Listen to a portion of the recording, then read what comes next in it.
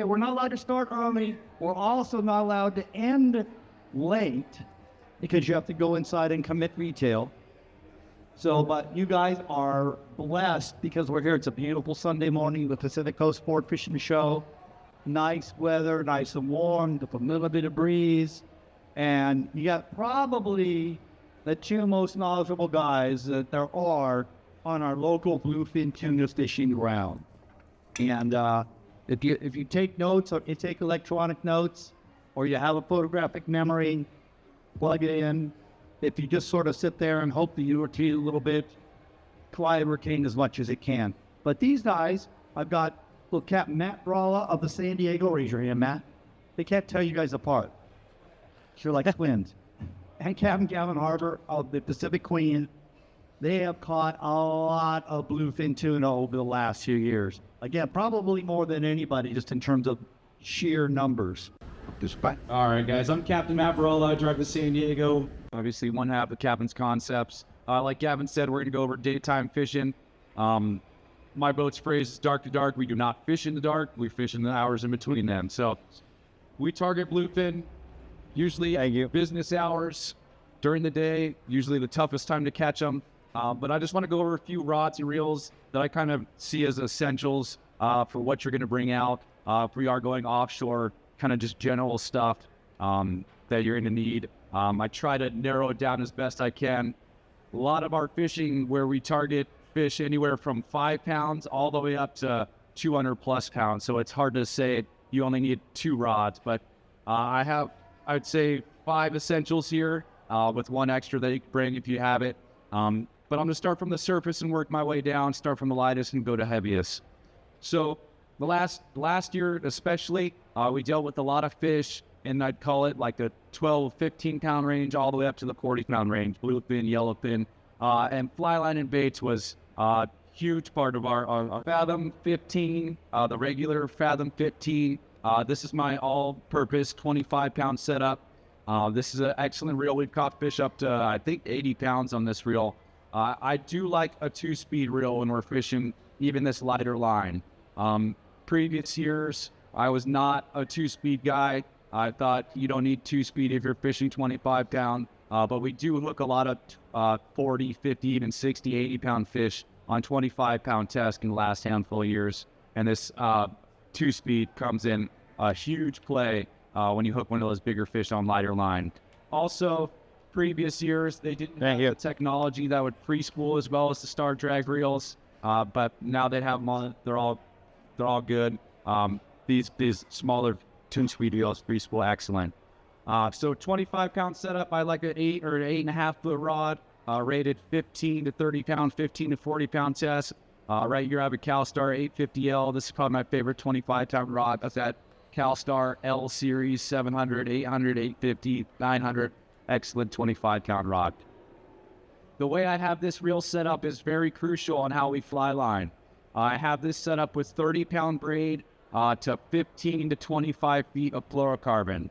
When I'm fishing tuna, I am almost always fishing fluorocarbon to braid. 15 to 25 feet when I'm fly lining. That seems to be about the happy medium. It's long enough to where the fish doesn't see your Spectra, and it's short enough to where that sardine doesn't have to pull that thicker line through the water. The reason I'm using 30 pound Spectra, I'm almost always matching my Spectra size to my fluorocarbon size. So 30 pound, 25 or 30 pound test. Reason being is if you were swimming in the water, pound was a big player for us because we were fishing a lot of fish in the 25 to 50 pound range, 40 pound range, and 30 pounds a good size line. And we dealt with a lot of smaller bait. Ideally, when we're catching 40 pounders, I would like to be fishing 40 or 50 pound tests. But we were dealing with a lot of small bait last year, and we had to drop down to 30 pound. So on this setup, I have a Fathom 15 narrow. This is a little bit bigger reel. It has about the same line capacity as that smaller one, but this one has bigger gears, bigger drags, and is more suitable for catching bigger fish.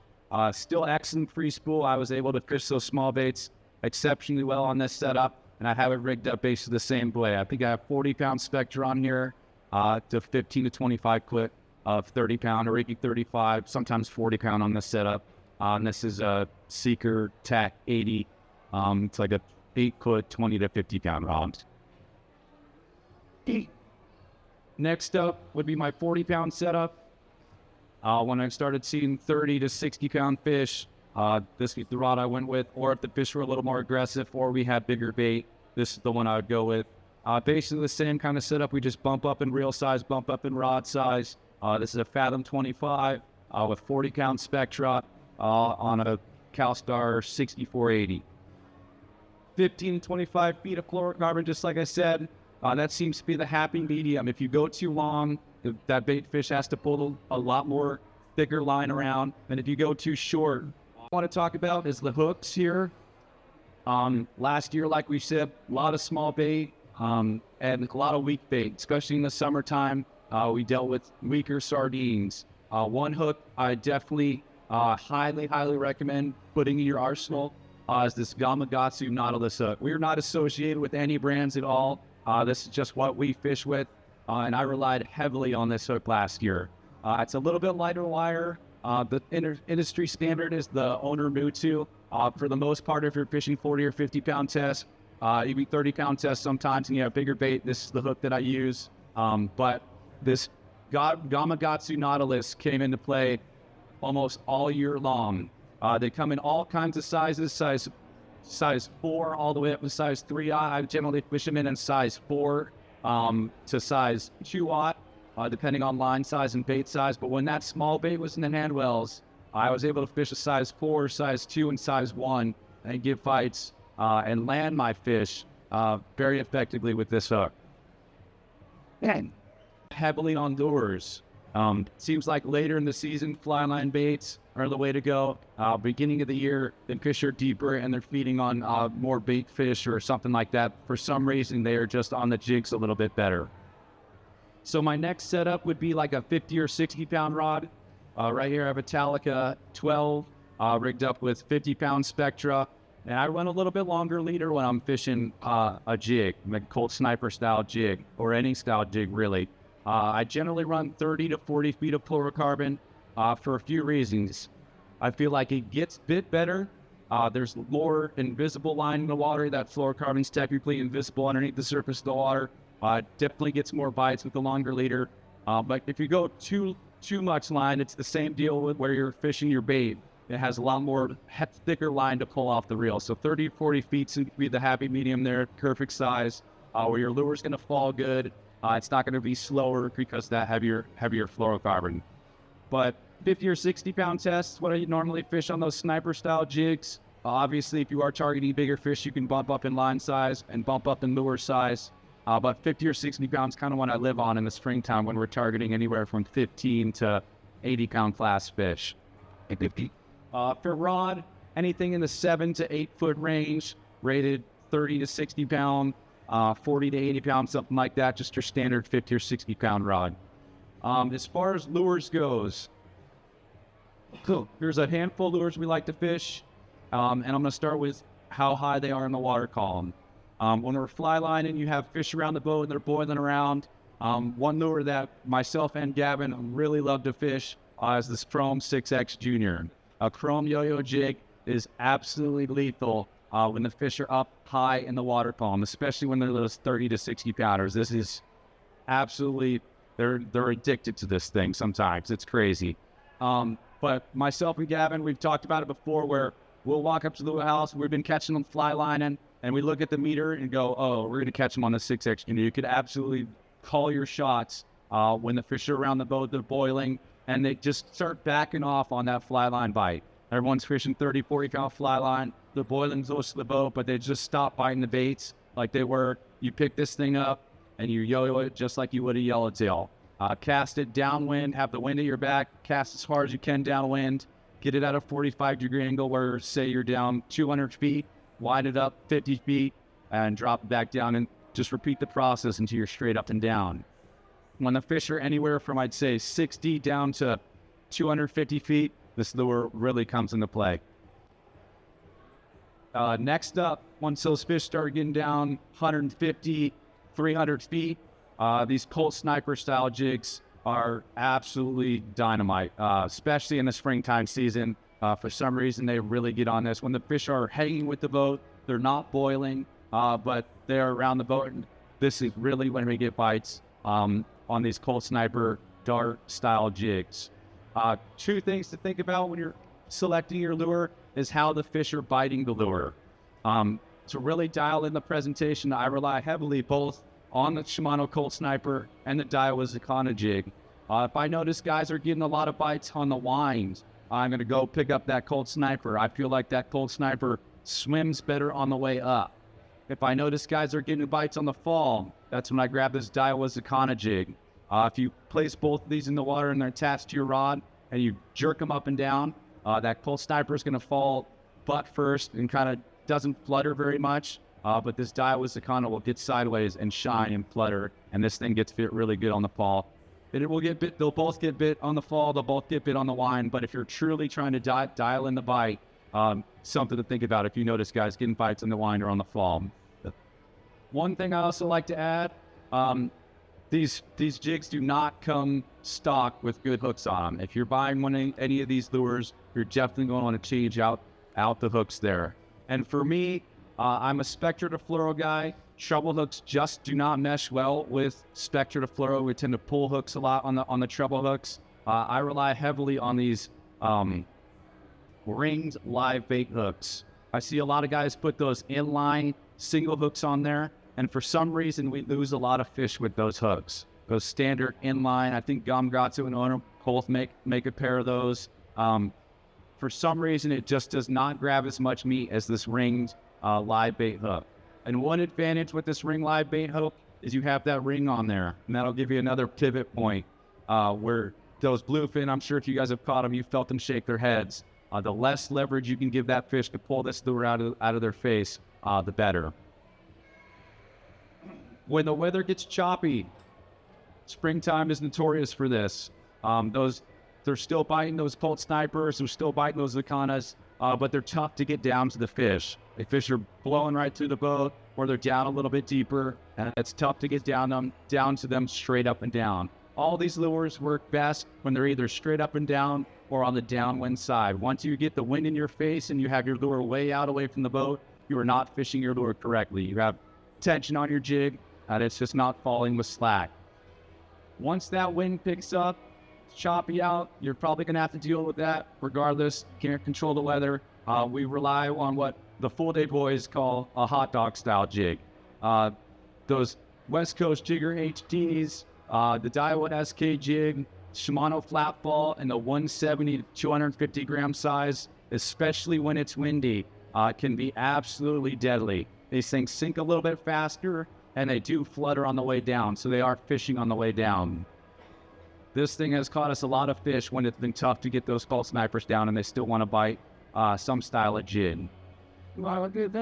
This one right here is a 250, but anywhere from a 170 to 250 kind of just depends on weather conditions. So the faster you drip, the bigger the jig. Also, that time of year, or any time the fish are marking deep, the sinker rigs come into play. We have one rigged up here. There's two different styles of sinker rigs that we implement.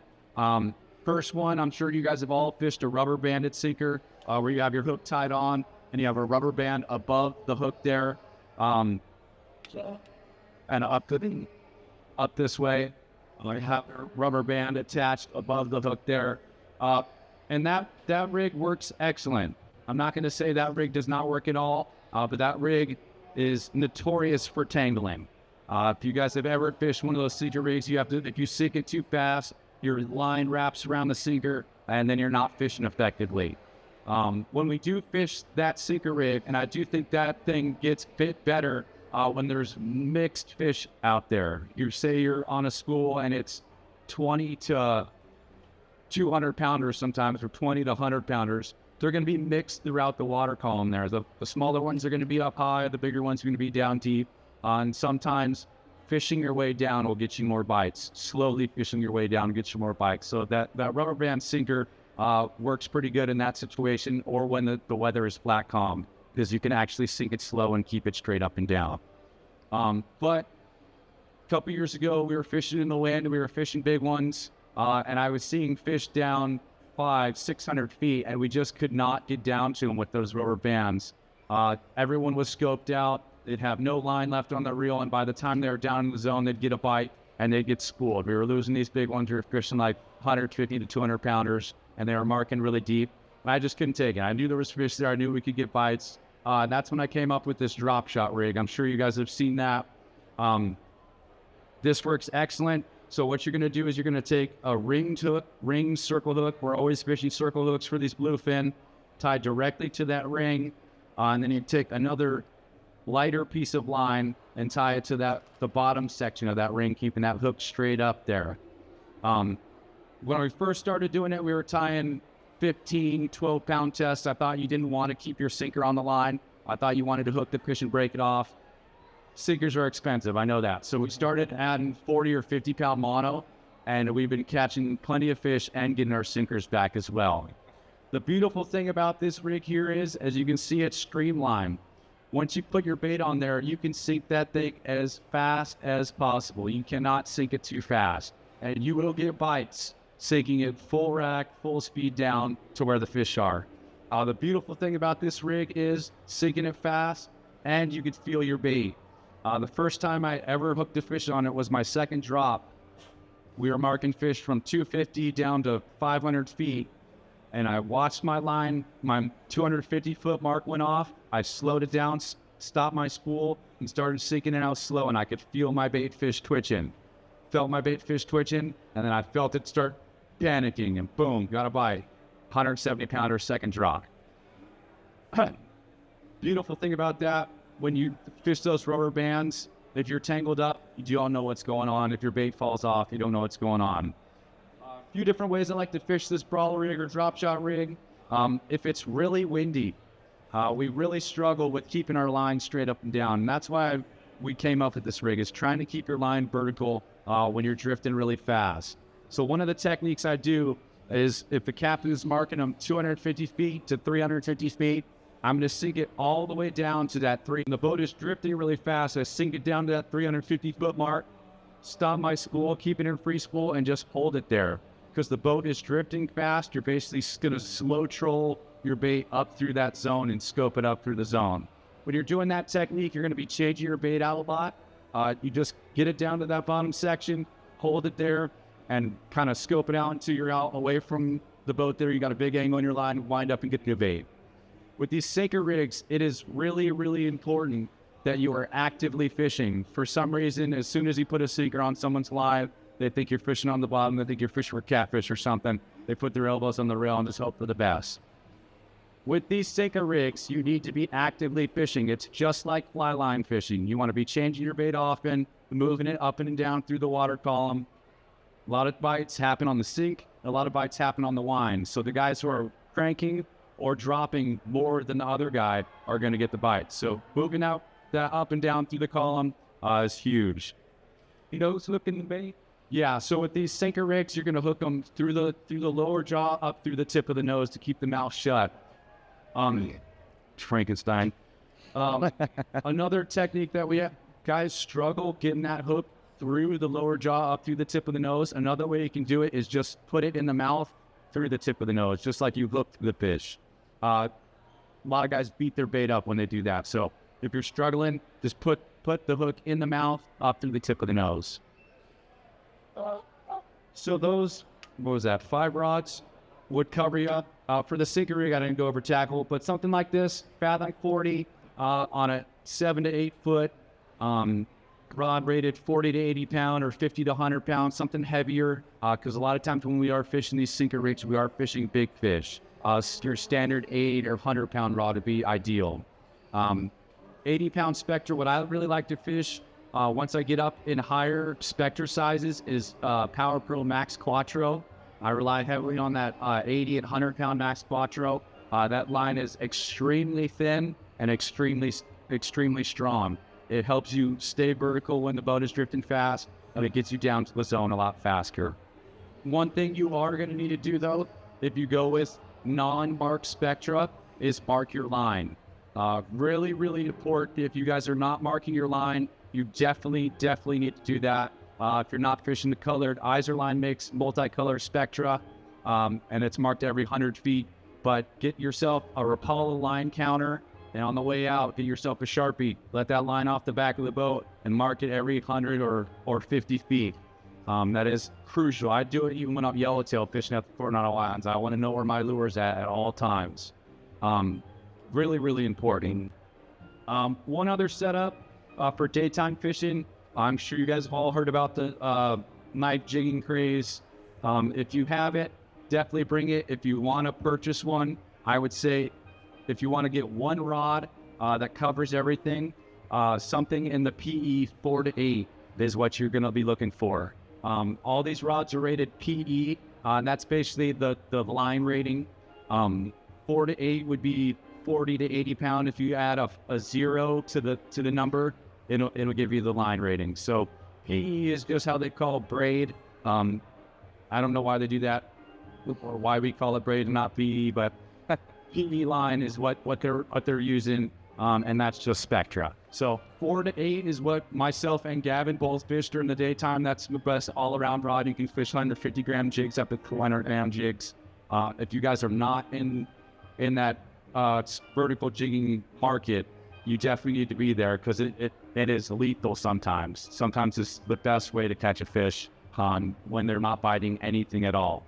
But the PE 4 to 8, there's all kinds of reels. I have a Jigging Master PE 7. This has 80 pound max quattro on.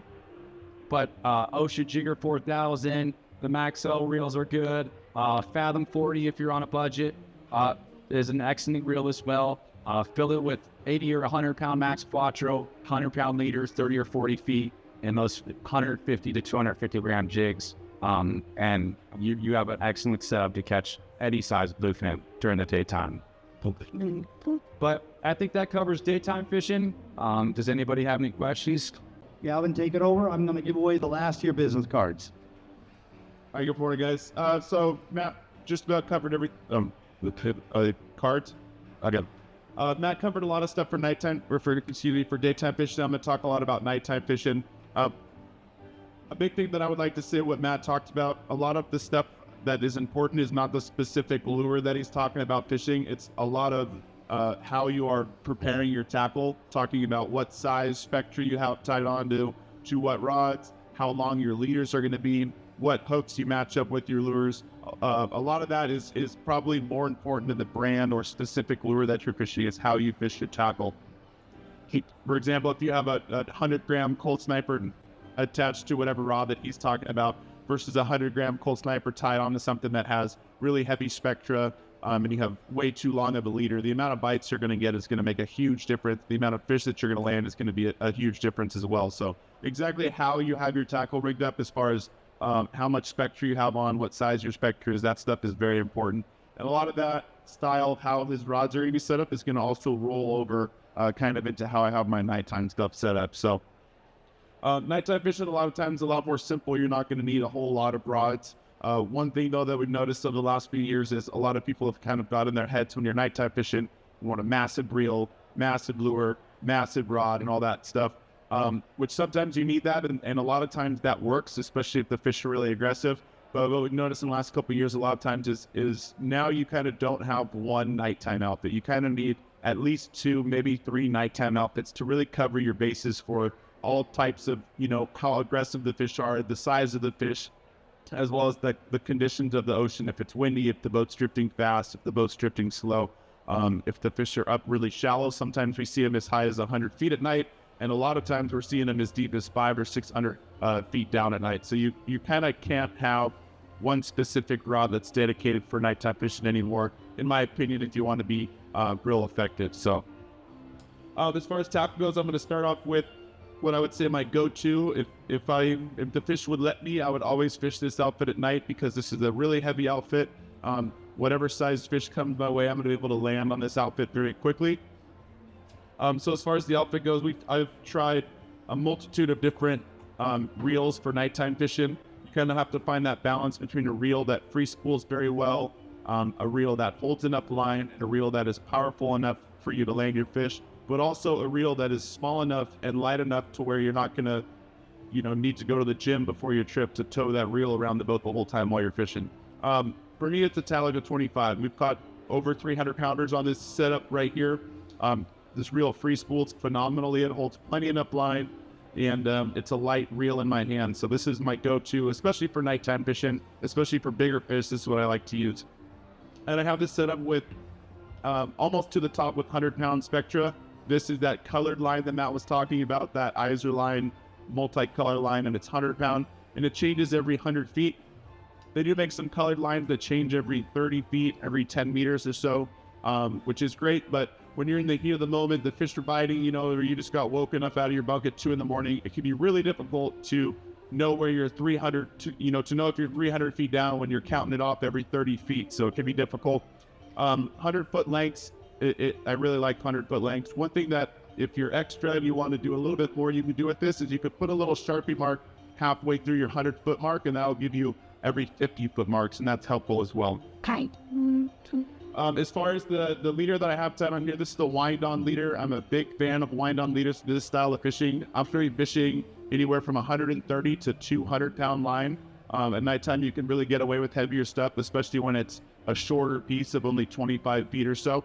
And wind-on leaders is definitely my favorite. When you're talking about a connection, when you're trying to tie 100-pound Spectra to a 200-pound leader, if you're trying to tie a knot, first of all, that knot can be difficult to tie. And if you are successful tying that knot, going through your guides is going to be very difficult with most knots that you tie, other than a few knots that are a little bit smaller. The wind-on leader is just a very smooth connection knot that goes through your guides, and they're very strong. One thing that's nice about the heavy wind-on leader is you're not going to have that bite leader that's very common, that 3 or 4 foot piece of heavy line that's going to be attached to your lure. Tackle shops sell them. A lot of times they'll have a swivel and a crimp attached to them. I think we might have one over here. Yeah, so this style right here, where you have the heavy leader and you have this swivel with a connection and a crimp here. In my opinion, this is just an extra knot, an extra crimp, and an extra piece of terminal tackle that has a possibility of failure. So with this heavy wind-on leader, I'm just eliminating that completely. Probably one of the more important things about getting rid of that is anytime you're fishing on a sport boat, especially like on my boat, we take more people. You're fishing on a boat with 30-something people, there's going to be tangles. And anytime I could set up my tackle to reduce my tangles or get myself out of a tangle faster, I'm definitely going to do that. And for working on the boat, where that's what I do for a living, is take out tangles, I have spent hours of my life unwrapping Spectra off of one of those swivels and crimp setups. Those are just a magnet for Spectra tangles. And the guys that are fishing a setup like this where they don't have that leader on there, I definitely noticed that these guys are spending a lot more time fishing and a lot less time waiting for one of the crew members to get them out of the tangle. And anytime that you're tangled up, you're not able to fish. You're missing out on the chance of putting your fish. So anytime I can set up my tackle or set up myself to stay away from that, I do. And one thing that you can do there is a wind-on leader, and then tie or crimp your lure directly to the end of that. Now, as far as lures go, I'm similar to Matt here. I'm going to be fishing different lures for different conditions. If I'm fishing a heavier outfit like this, where I have a larger size reel, 90% of the time I'm going to be fishing a 250 to 350 gram lure. I'm not going to fish anything less than 250 grams on this setup. Reason for that is the lighter lure, the lures that don't weigh as much, I'm going to have a lot harder time. That smaller size lure, say 150 gram lure, is going to have a lot harder time pulling line off of this larger reel, pulling that 100-pound Spectra, this 200-pound wind-on leader. It's going to have a lot more drag trying to sink my lure down to where the fish are. My lure is not going to be fishing effectively, and I'm not going to be able to get down to the fish nearly as fast as other guys. So I'm going to be fishing a 250 to 350 gram lure. One thing that I've done a lot of this last year is start fishing these shorter, stubbier, heavy lures. This is probably a 350 gram lure, but it's pretty small, pretty short. A lot of guys will fish, and I see a lot of 400 to 500 gram lures that are like 12 inches long. Now, those lures are not going to sink as fast as this lure is. They're going to be the same weight, but this lure's shape is going to make it sink a lot faster. I'm going to be able to get to the fish a lot faster. And not only that, the smaller profile lure, my bite to hook ratio is going to go up immensely. When you have a big 12-inch long lure, you have a lot smaller chance of getting the hooks in that fish. than if you have a smaller lure like this. So during the daytime, much different. A lot of those longer, skinnier lures, you're going to get more bites on those lures just because the style of fishing. When you're fishing at night, I'd say 80% of your bites are going to happen as the lure is sinking. And a lot of times when you're fishing lures during the day, they can be back and forth. Those longer, skinnier lures will fish better and get more bites during the day. But for nighttime fishing, I've definitely started fishing a lot more shorter, stubbier lures. As far as the hooks goes, for nighttime fishing, I'm always using these assist hooks just like this, just 2 assist hooks. For a short, stubby lure like this, when I'm kind of have the thought process of going with the smaller profile lure, I'm going to attach the hooks to the top of the lure just like this. If you can see there, I have my line tied to a solid ring. From that solid ring, I have a split ring. And all that split ring is going to be my lure as well as my hook set. And this is a super effective way to fish.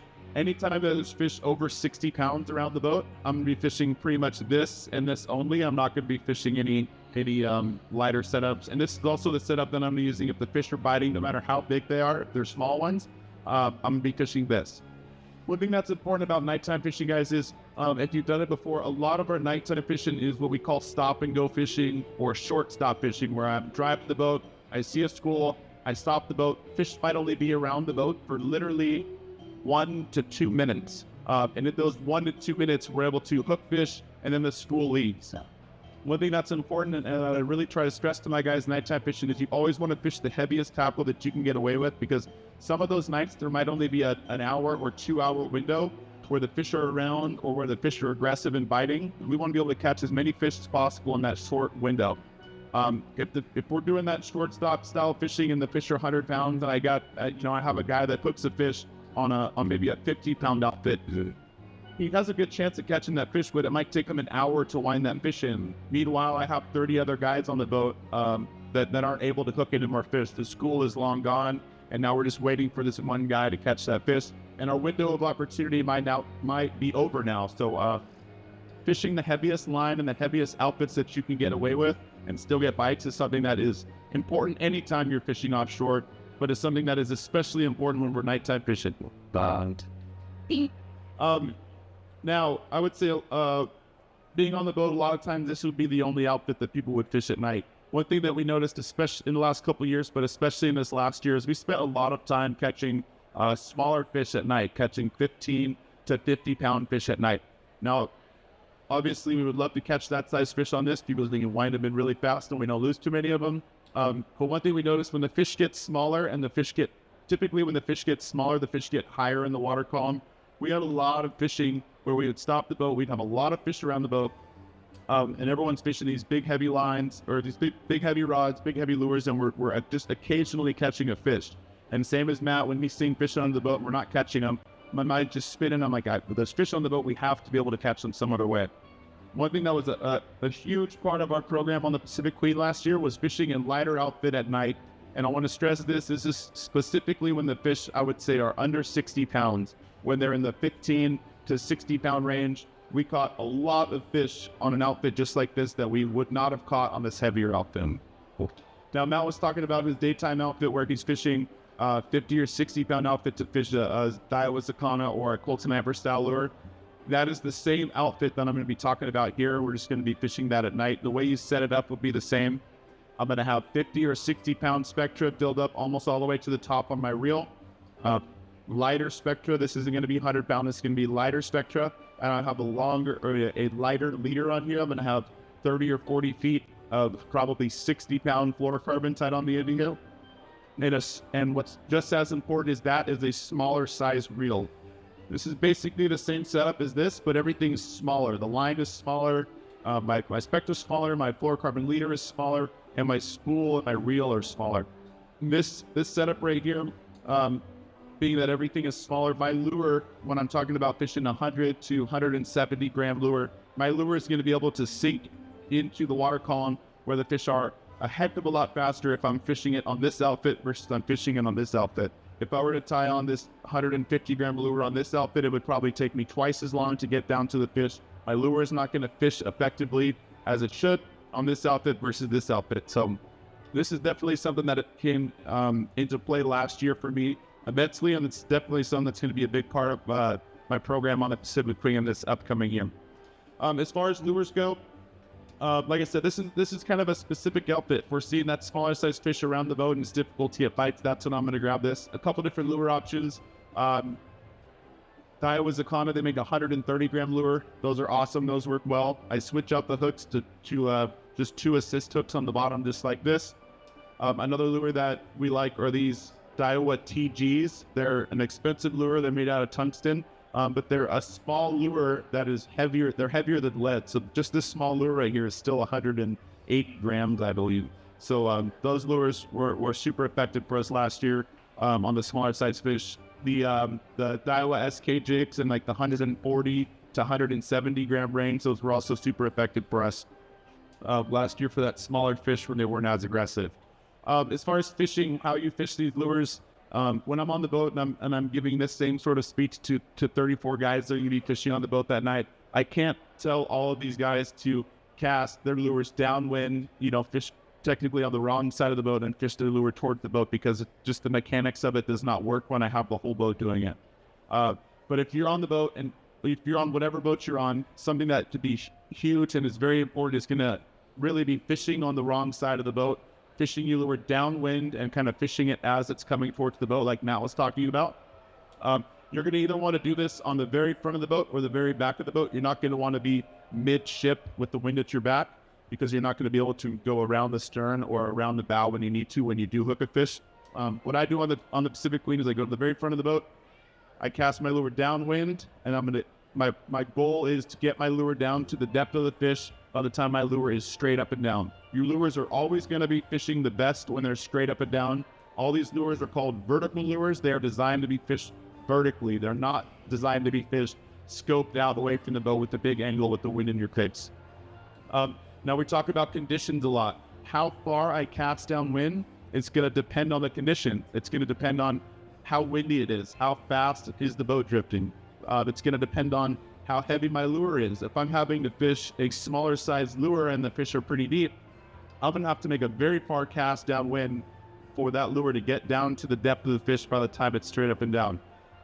Now, if you're fortunate and you're out there and it's flat grease and the boat's not drifting very fast at all, I'm not going to want to cast my lure as far as I can downwind. I might only be casting at 20 or 30 feet on the downwind side. So it's definitely something that changes all the time. There's not kind of like I'm not going to tell you to cast as far as you can all the time or make a 10-foot cast. It's definitely going to depend on the conditions, but casting your lure downwind and getting it to the depth of the fish by the time that it's going straight up and down is a huge tip that'll help you guys for sure catch more fish. That lure, when you cast downwind and the boat is drifting towards your lure, your line is going to be fully slack and that lure is going to be fishing the most effectively. When your lure is upwind and you're starting to get this angle in your line and the boat is drifting away from your line, your lure is not fishing as effectively as it would be if you had 100% slack in your line. So those are a few important things. One more thing I'd like to talk about that can make a huge difference in how many fish you hook is going to be just how you're holding your rod. I see people holding their rods all sorts of different ways. And I would say overall for everybody, the best way that you're going to want to hold your rod for this style of fishing, again, we're talking about nighttime fishing, when about 80% of your bites are going to be happening as your lure is sinking. So your reel is going to be in free spool. You're not going to have your hand on your handle. You're going to be fishing as the lure is sinking. It's going to be hold your rod just how Matt is right now, with the rod butt underneath your left armpit, your right hand, your fingers are going to be on top of your spool, touching your line. And with that, and that's what those fingers are doing, is just putting the slightest bit of tension on your reel so you don't get a backlash. And he's going to have his right thumb right on your lever there. And you want your thumb on your lever all the time. That way, as soon as you get a bite, you can click your reel in gear and start turning the handle on that fish. The reason why this is important is he has 100% control over everything on his outfit right now. If we're fishing on the boat, his rod would be on the rail right now. And he's dropping his line with his left hand here. He can kind of control this line a little bit. When he's winding, that's where he's going to be adjusting his line, getting it flat on the spool. But as soon as he gets it by, it's like half a second, that reel is going in gear, his hand's on the handle, and he's turning the handle. And that's important. We see guys fishing all sorts of different ways where they're holding the rod differently. I'll watch a guy get a bite, and it might take him 5-6 seconds before he can put that reel in gear and turn the handle. That fish already spit that lure around, is 30 feet away by the time that guy starts turning the handle. So You know, we're fishing lures. The fish gets this piece of lead in his mouth. He's not thinking it's tasty and he's going to hold on to it. You know, it's a reaction bite. They're going to grab it and let go quick. So your reaction time has to be very fast.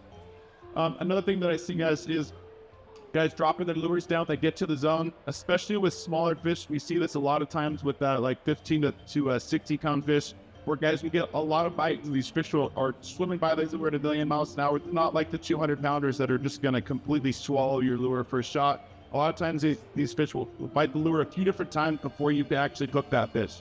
And now, for whatever reason, I don't know why, but a lot of people on the boat, I'll see them get a bite. They'll put the reel in gear, they do everything right. They turn the handle, you know, maybe 10 times. Oh man, it's not there. And then they just bring their lure all the way up. You know, they know their lure was around the fish. They got a bite. They missed the fish, and then they just wind all the way up to the surface. You just took the lure, you know, away from where the fish were. You get a bite, you put it in gear, you turn the handle 10 times, you realize, I missed him, I didn't get him. Put your reel back in free spool immediately and get back down to the fish. You know that there's fish around your lure right then and there, so drop it back down. I would say 8 out of 10 times you're gonna get another bite. And especially with the smaller fish, I've done it myself. I've seen it a lot of times where you'll get 5, 6, 8 bites before you finally hook a fish. But if you get a bite, you put your reel in gear, you miss that fish, and you wind your lure all the way to the surface, you're definitely not going to catch one like that. You just took your lure away from where all the fish are. So once you get to the zone, you get a bite. Remember on your spool how far down you are. You know that's where the fish are, and continue to fish that lure in that water, within that 50-foot water column. Bring it up, and you know your lure is in that water column, and continue to fish that lure until you can get a bite and actually hook that fish to something. Awesome. Anyway, I think that covers as much as I can here for nighttime fishing. Again, I could talk about this for hours on end, but as far as what I've talked about so far, does anybody have any questions on any of that stuff? Let's